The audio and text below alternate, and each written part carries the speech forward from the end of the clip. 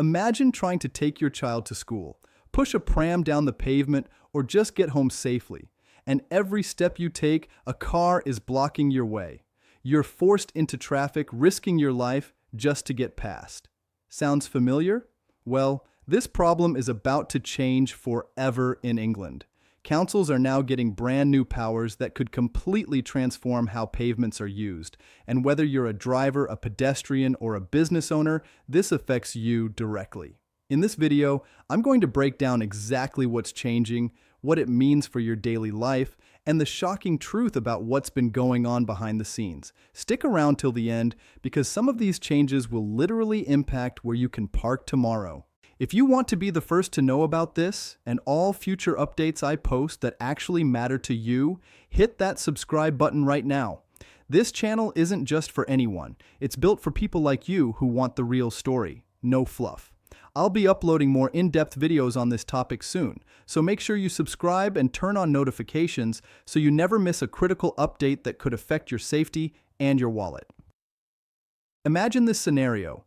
You're pushing a pram down your local street, trying to get to the shops, and suddenly you're faced with a car parked halfway onto the pavement.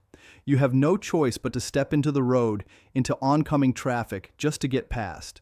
Or perhaps you're in a wheelchair, and what should be a simple journey to visit a friend becomes an obstacle course as vehicle after vehicle blocks your path, forcing you to navigate dangerous detours. Maybe you're elderly and use a walking frame, and every parked car on the pavement makes you feel anxious and unsafe. These situations happen every single day across England, and they've been happening for far too long. But now, something significant is changing. Councils across England have just been given brand new powers that could transform how we use our pavements forever. And whether you're a driver, a pedestrian, a business owner, or just someone who walks down the street occasionally, these changes are going to affect you directly. So what exactly has been announced? The government has officially confirmed that local councils throughout England will now have much stronger powers to tackle pavement parking. This isn't just a small tweak to existing rules. This is a fundamental shift in how pavement parking will be managed and enforced across the country. The Transport Minister, Lillian Greenwood, has made it clear that problem pavement parking has been causing serious issues for blind people, parents with pushchairs, and wheelchair users for far too long, and the government has finally decided to do something meaningful about it. The announcement came in January 2026, and these new rules are expected to come into effect later this year, which means the changes are happening very soon. Let's break down what's actually changing because it's really important to understand both the old system and the new one. Up until now, the rules around pavement parking in England have been a bit of a mess, honestly. Pavement parking has been completely banned in London for years, and Scotland also has a total ban in place, but for the rest of England, the situation has been complicated and confusing. Police officers have always had the power to fine drivers who cause obstruction or leave their vehicle in a dangerous position. But here's the problem. Police resources are stretched thin, and pavement parking enforcement has never been a priority for them when they're dealing with serious crimes and emergencies. On the other hand, council enforcement officers, the people you see walking around checking parking meters and issuing tickets, have only been able to fine pavement parkers in very specific circumstances, like when someone parks on double yellow lines or breaks other on-road parking rules. If a car was parked on the pavement but wasn't technically breaking any other rule, council officers couldn't do anything about it even if it was causing a massive obstruction. The only other option councils had was to introduce restrictions on specific individual streets, but this process was incredibly time-consuming, expensive, and impractical. They had to consult with all the local residents, go through a lengthy legal process, and then put up special signs on every single street where they wanted to ban pavement parking. Imagine trying to do that for thousands of streets across a city. It would take decades and cost millions of pounds. So what happened in reality was that most councils simply didn't bother because it wasn't feasible, and pavement parking continued unchecked in most areas. The government's own research found that 92% of local authorities, 80% of commercial businesses, 96% of other organizations, and 82% of individual people said that pavement parking was a problem in their area. That's an overwhelming majority saying this is a real issue that needs fixing. Now, here's what the new rules actually mean. Councils across England are being given two major new powers, and both of them are designed to make enforcement much easier and more effective. The first power, which is coming very soon through something called secondary legislation, means councils will be able to take action against drivers who cause unnecessary obstruction of the pavement. This is huge because it means council enforcement officers will finally be able to issue fines to drivers who park on pavements in a way that blocks pedestrians, and they won't need to prove that the driver broke any other parking rule first. They won't need to go through the lengthy process of setting up restrictions on individual streets, and they won't need to put up loads of new signs everywhere. If a council officer sees a car parked on the pavement in a way that's causing an unnecessary obstruction, they can issue a penalty notice right there and then. Now, you might be wondering what counts as an unnecessary obstruction, and that's a really good question, because the definition matters a lot. The government has said that it will be up to council enforcement officers to use their judgment and decide whether a particular instance of pavement parking is causing an unnecessary obstruction. They'll be given statutory guidance to help them make these decisions fairly and consistently, but there will be some discretion involved. The general idea is that if a car is parked on the pavement in such a way that wheelchair users, people with pushchairs, or pedestrians in general can't get past safely and have to step into the road, that would count as an unnecessary obstruction. However, the rules will also recognize that on some very narrow streets, especially in older residential areas that were built before cars existed, it might be necessary for vehicles to park partially on the pavement. Otherwise, emergency vehicles like fire engines and ambulances wouldn't be able to get through, so there will be some flexibility built into the system. But the default position is that pavements are for people, not cars. The second major power that councils are getting is even more significant in the long term. The government has announced that it will introduce new primary legislation, which means a proper new law passed by Parliament, that will enable local transport authorities to prohibit pavement parking across their entire area if they choose to do so. This is different from the first power because it would allow councils to implement area-wide bans rather than just enforcing against obstruction case by case. In areas with strategic authorities, like combined authorities or metro mayors, the power will be given to those strategic authorities, and in other areas, it will go to the highest tier of local government, which means unitary authorities or county councils. The key thing here is that this gives councils the ability to shape pavement parking policies for their entire region based on local needs and circumstances. They'll be able to decide where restrictions are needed and maintain flexibility in places where some pavement parking might still be appropriate. This new primary legislation won't happen overnight because passing a new law through Parliament takes time, but the government has said it will legislate at the next available opportunity, which likely means sometime in the next year or two.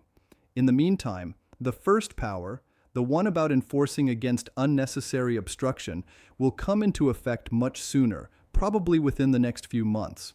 This means you could start seeing council officers taking action against pavement parking in your area quite soon. Let's talk about why this matters so much, because it's not just about tidying up the streets or making things look neater.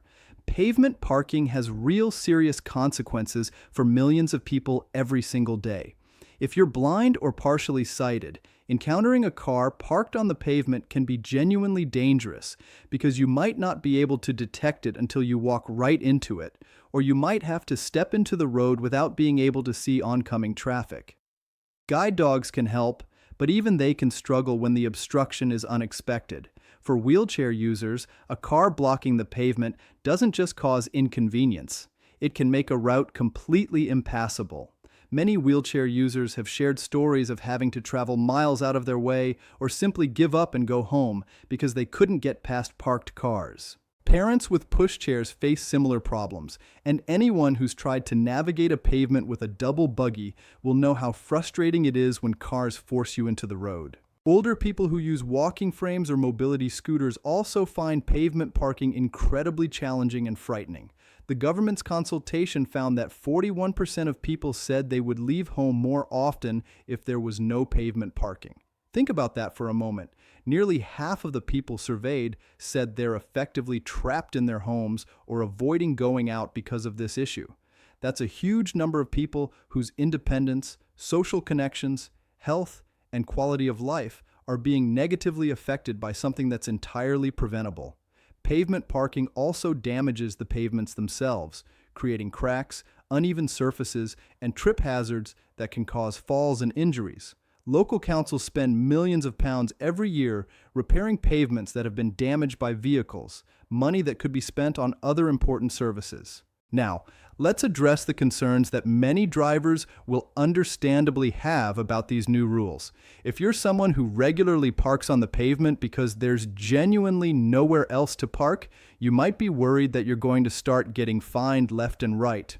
The first thing to understand is that these rules are designed to be proportionate and reasonable. Councils aren't being given these powers so they can wage war on motorists or turn pavement parking into a money-making scheme.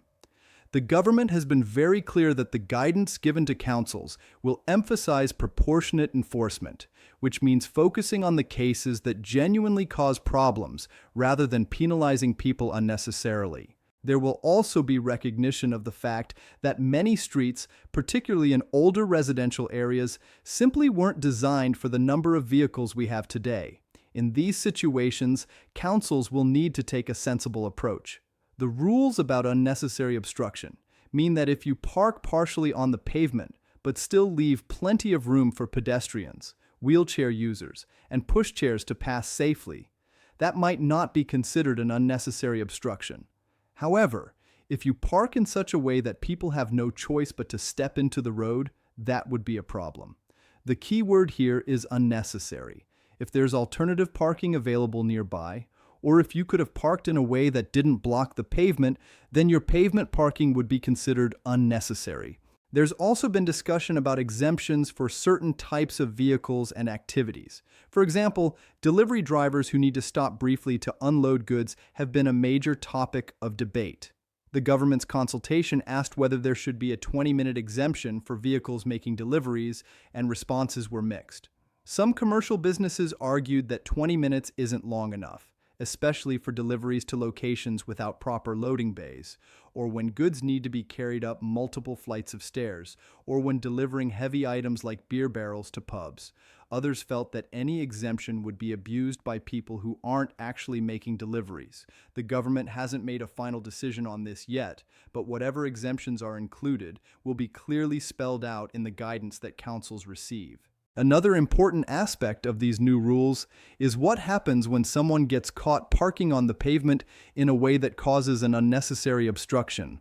The consultation asked whether people should get a warning for their first offense rather than a fine straight away.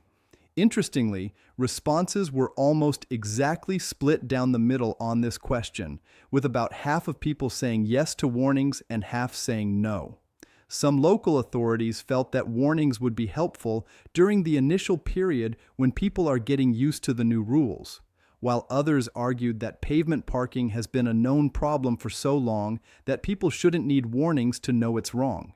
The government hasn't made a final decision on this either, but it's likely that there will be some kind of public awareness campaign before enforcement begins so that everyone understands the new rules and has a chance to change their behavior. So what does all this mean for you in practical terms?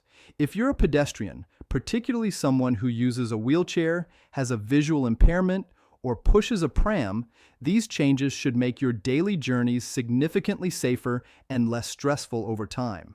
You should find that pavements gradually become clearer and more accessible as enforcement increases and driver behavior changes.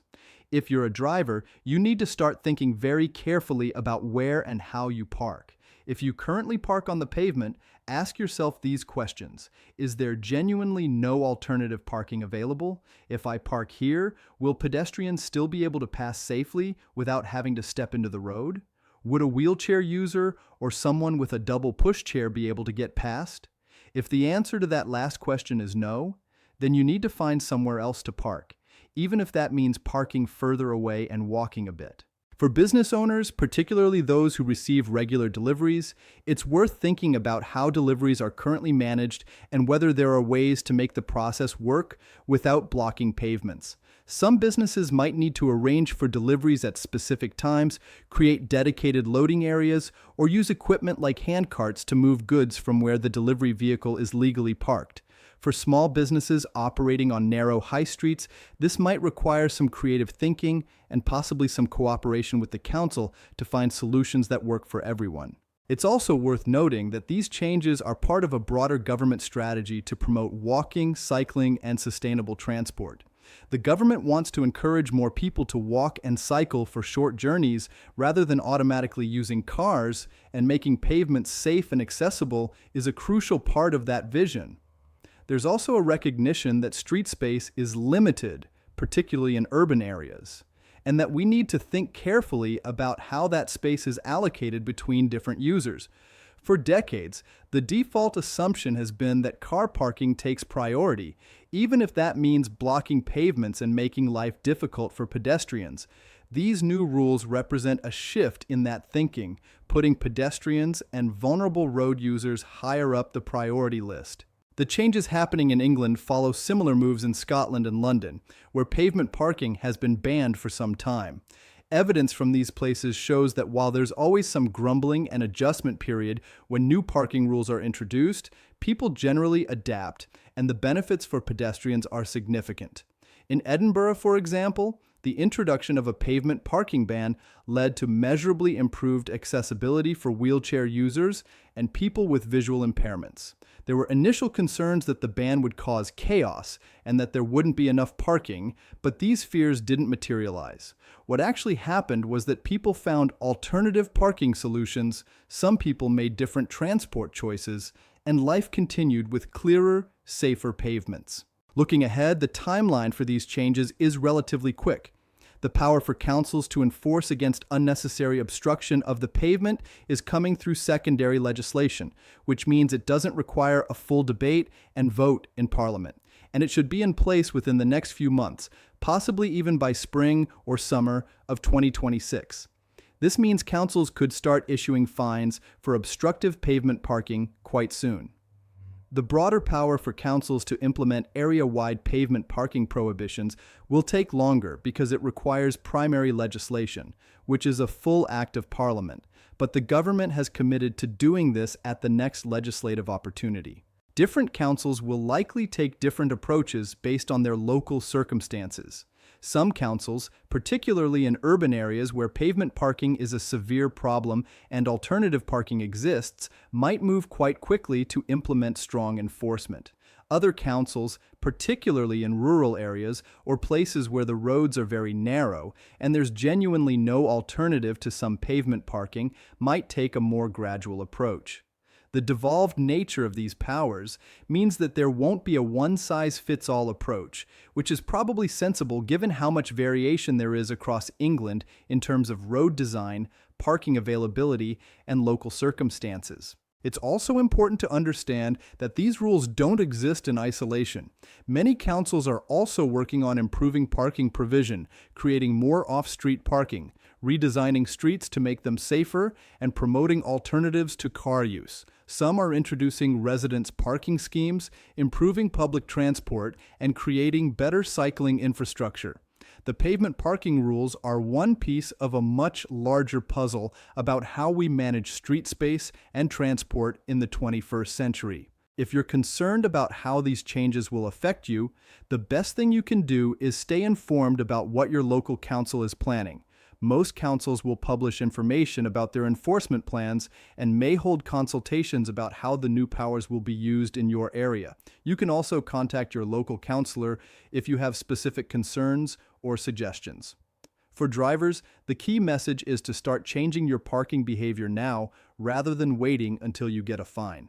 Think about whether your parking is causing an obstruction. Consider whether there are alternatives, and be prepared to walk a bit further if necessary. For pedestrians and accessibility campaigners, these changes represent a significant victory after years of campaigning, but continued engagement will be important to ensure the rules are properly enforced and actually deliver improvements on the ground. In conclusion, the announcement of new pavement parking powers for councils across England represents a major shift in how we manage our public spaces.